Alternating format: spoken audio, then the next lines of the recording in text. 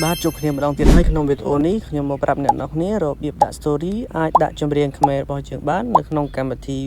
Facebook បាទអញ្ចឹងតោះមើលវីដេអូនេះទាំងអស់គ្នាជាដំបូងអ្នកនរគ្នាចូលកម្មវិធី Facebook មកបន្តមកទៀតអ្នកនរគ្នាទៅ search រកបទចម្រៀងដែលយើងស្រឡាញ់ពេញចិត្តឧទាហរណ៍ខ្ញុំជ្រើសរើសយក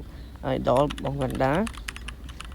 អូខេអ្នកនរគ្នាបន្តមកទៀតយើងចូលមើលលើ page ហើយខ្ញុំចូលវីដេអូ reel អូខេអញ្ចឹងឧទាហរណ៍ថាខ្ញុំជ្រើសរើសបទចម្រៀងគាត់មួយខ្ញុំជ្រើសរើសយកបទមួយនេះ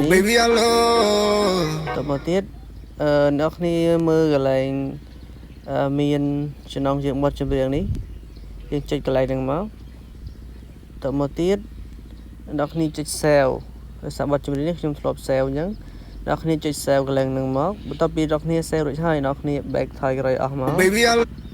អូខេ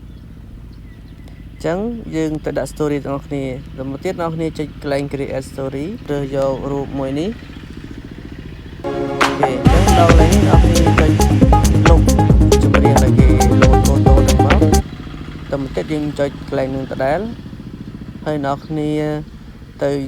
ចូលយកចម្រៀងដែលយើងបាន save ទុកឲ្យដោយអ្នកគ្នាចុចកន្លែងនេះបាទនេះគឺជាចម្រៀងដែលខ្ញុំបាន save មកអញ្ចឹងយើងចុចលើចម្រៀងនឹងមក Oh baby I love you តាំងពីនៅ